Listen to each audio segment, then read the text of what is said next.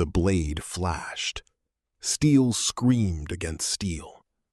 Rain hammered the earth beneath their feet. The young samurai lunged forward, his face twisted with rage. His breathing was wild. His movements were powerful, but reckless. Across from him stood a veteran warrior.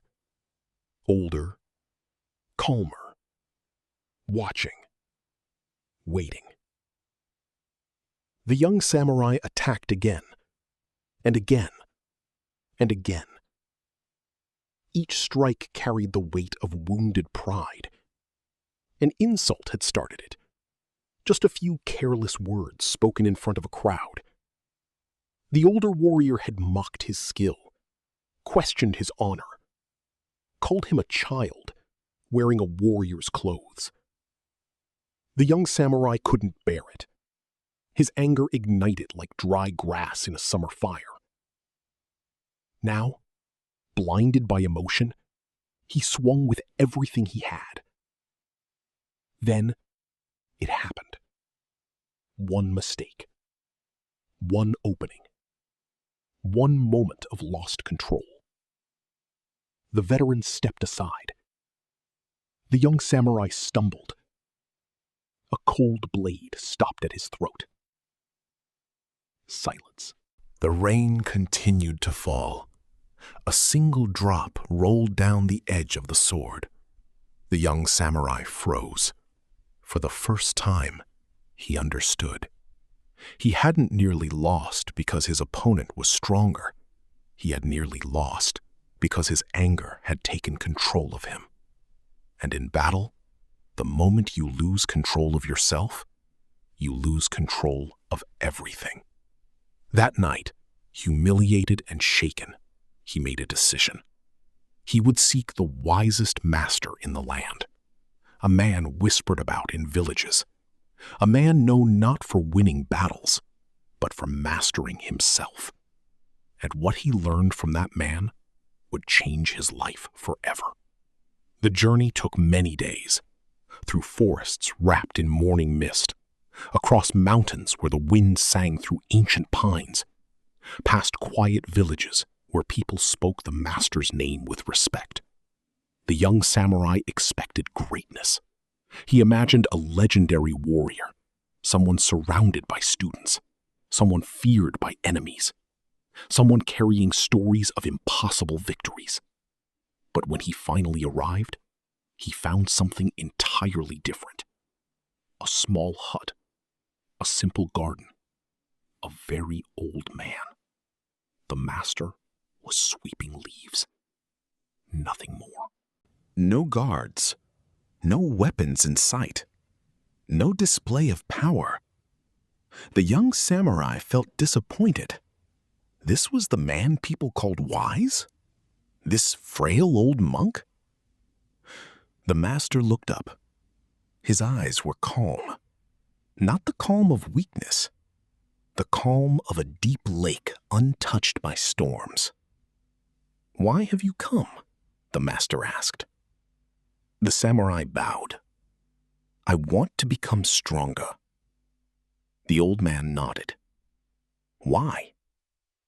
The young samurai hesitated, then answered honestly, "Because my anger controls me." The master studied him. For a long moment, he said nothing. Then he smiled. "Good. At least you know where your prison is." The samurai frowned. "My prison?" The master returned to sweeping. "Stay here for a few days. Will you teach me?" "Perhaps." That was all he said. The next morning, the lessons began. Or so the samurai thought. But there were no lessons. No sword training, no meditation techniques, no ancient secrets. Instead, the master swept, worked in the garden, cooked rice, collected water, and remained silent most of the day. The young samurai grew frustrated. Days passed. Nothing happened. Every morning he expected wisdom. Every evening he received disappointment. His patience grew thinner. His irritation grew stronger. Yet the master remained unchanged. Calm, steady, silent. Then, on the 5th day, something happened. A stranger arrived. The man looked rough, arrogant, aggressive. He marched straight into the garden without permission. The young samurai immediately disliked him. The stranger pointed at the master and laughed. So this is the famous sage? The master continued sweeping. No response. The stranger stepped closer. I traveled 2 days to meet ye, and now I see you're just an old fool with a broom. The young samurai felt anger rising inside him. His hand moved toward the hilt of his sword. But the master simply swept another pile of leaves. The stranger smirked. Then the insults began, one after another. Cruel words, mockery, personal attacks. The man questioned the master's intelligence, His courage, his reputation, his entire life. The young samurai couldn't believe it. Surely now the master would react. Surely now he would defend himself. Surely now he would put this rude man in his place. But nothing happened. The master continued sweeping. His face remained peaceful. The stranger grew louder, more aggressive, more insulting. Hours passed. The sun climbed higher. The insults continued. The young samurai felt as if he were going to explode. How could anyone tolerate this? How could anyone remain silent? The stranger eventually became desperate. He shouted, threatened, laughed, insulted, provoked. Nothing worked. The master remained exactly the same, like a mountain standing against the wind. The stranger's energy slowly faded. His confidence weakened. His anger consumed him. Eventually, exhausted and frustrated, he spat on the ground. "You're pathetic." Then he turned and left. The garden became quiet again. Birds sang. The breeze moved through the trees. The master continued sweeping, as if nothing had happened. But the young samurai could contain himself no longer. He stood up, furious. "Master!" The old man looked at him. "Yes." "Why did you let him do that?" The master's expression remained calm. The samurai continued. "He insulted you for hours. He mocked you. He humiliated you." Still nothing. The young samurai's voice shook.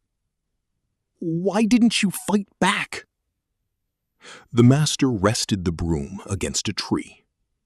Then he turned toward the young samurai. His eyes were gentle. "What happens," he asked, "if someone brings you a gift?" The samurai blinked. "What?" "A gift." The master smiled. "If someone offers you a gift and you decline it, who does the gift belong to?" The young samurai answered immediately. "The person who offered it." The master nodded. "Exactly." Then he stepped closer. "Today, that man offered me anger. He offered me insults. He offered me his frustration." His voice was soft. "But I did not accept the gift. The young samurai stood frozen. The master continued. So who did those things belong to? Slowly, understanding began to form.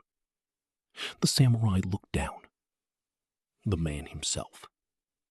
The master smiled. Yes. For a moment, neither spoke. Then the old man continued. Most people believe anger is something others force upon them. They are mistaken. The insult is offered. The anger is offered. The offense is offered. But acceptance is a choice. The young samurai felt something shift inside him. The master picked up a fallen leaf. If I throw this leaf into a river, the river does not become angry. He released it. The wind carried it away. If I shout at a mountain, the mountain does not shout back. The samurai listened carefully. Power is not the ability to strike. The master's eyes met his. Power is the ability to remain untouched by what was never yours to carry. The young samurai remembered the duel, the insult, the humiliation, the loss of control. He realized something painful. The veteran warrior had not defeated him. His own emotions had. For years he had accepted every gift, every insult, every criticism, every provocation, every careless comment. He had carried them all, and each one had made him weaker. The master placed a hand on his shoulder. The person who angers you controls you. The samurai closed his eyes. For the first time, he truly understood. The greatest battle was never against an enemy. It was against the impulses within. And the greatest victory was mastery over oneself. Now, let's bring this ancient lesson into your life. Because the truth is this: you may not be a samurai. But every day, people offer you gifts. An angry email, a rude comment, a disrespectful coworker, a passive-aggressive text message, a stranger on social media trying to provoke you. The question remains the same. Will you accept the gift or leave it with the person who offered it? Here are 3 practical ways to do exactly that. Step 1. Create a pause between trigger and response. Most anger lives in the gap between stimulus and reaction. Someone says something offensive, and within seconds, you're responding, defending, attacking, explaining, regretting. Instead, build a pause, a small one, just 10 seconds. Take one deep breath, then another. Ask yourself, do I want to react or do I want to respond? That simple question interrupts the emotional autopilot. And often, that's all you need. A few seconds can save relationships, careers, years of regret. The pause is your modern sword. Use it. Step 2. Separate facts from stories. Someone ignores your message. What's the fact? They didn't reply. What's the story? They don't respect me. They're angry with me. They don't care. Notice the difference. Facts are real. Stories are assumptions. Anger often grows from stories, not reality. When you feel triggered, ask, what do I actually know? Not what you fear, not what you imagine. What do you know? This single habit can dissolve countless unnecessary conflicts. Step 3. Practice refusing small gifts. Most people wait for a major challenge before training emotional control. That's a mistake. Train daily. Someone cuts you off in traffic. Refuse the gift. Someone leaves a rude comment online. Refuse the gift. Someone speaks sharply during a stressful day. refuse the gift. Every small moment is practice. Every small victory strengthens the mind. And over time, emotional control becomes natural, like a muscle built through repetition. You don't become calm during the storm. You become calm because of how you trained before the storm arrived. The old master's lesson wasn't about passivity. It wasn't about weakness. It was about freedom. The freedom to choose your response. The freedom to remain steady when others lose control. The freedom to keep your peace in a world constantly trying to take it from you. If this story resonated with you, you'll love the next lesson on the channel about the Stoic secret to becoming mentally unshakable in difficult times. Click the video on your screen now. And remember, not every gift deserves to be accepted, especially the gift of anger.